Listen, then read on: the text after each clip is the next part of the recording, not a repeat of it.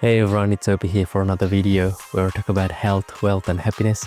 Today's one is going to be about wealth. Whether you're on the service side or you own some sort of real estate, I'm actually going to try and tell you how to increase your profits.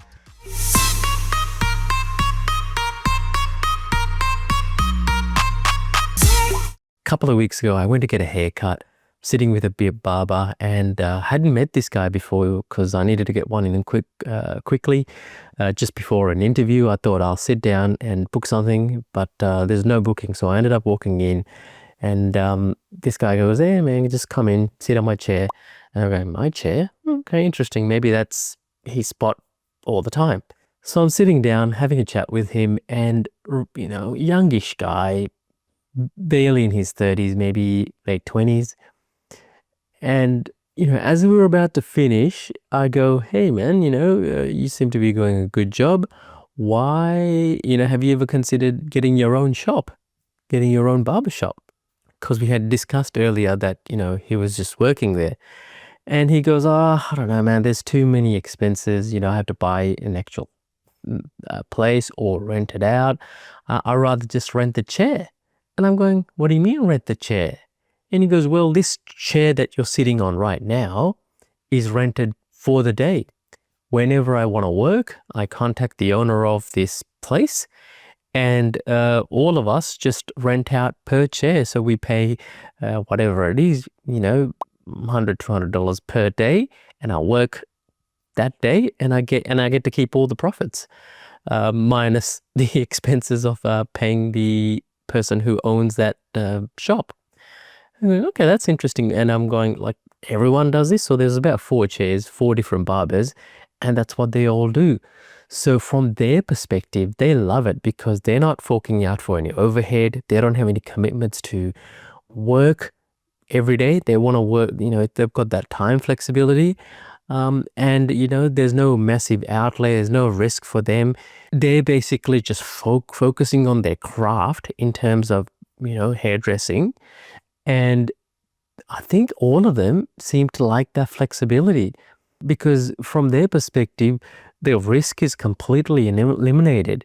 If they don't want to work, they don't have to work. And from the other side of the equation, the person who owns this shop has completely maximized. He's not only getting rent from one person, he's getting rent from 4 different individuals. So the risk is dispersed. If one person doesn't want to work, guess what? I'm sure he's got a couple of other barbers that he can go, "Hey, John can't work on Friday. You want to come and make some money?" It's an amazing model. And obviously, I personally use this as well from a real estate perspective, but I hadn't realized that this was going on, and this is a common thing that's been happening because, a few months ago, I ended up going to the physio and I fell off a skateboard. That's another story.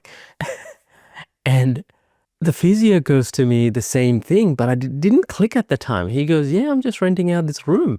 I'm going, "Really?" It's because it was a proper physio place, but all the physios who worked there were working as independent contractors to the establishment, and they were just, renting out per service room.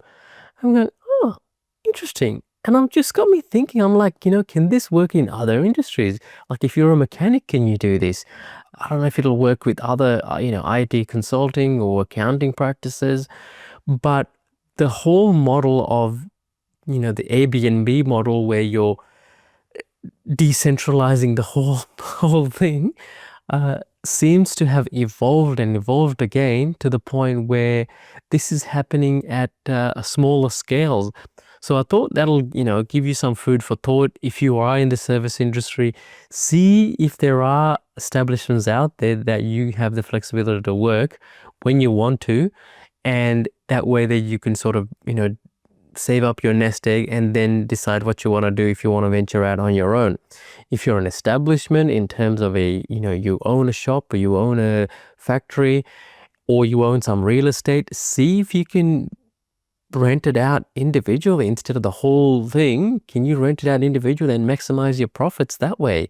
So yeah, things are really changing in terms of what's possible now, I feel. So hope this helps you. Have a think about it, and hopefully you can put it into practice. All the best. I'll see you in the next one. Thanks for listening. Bye.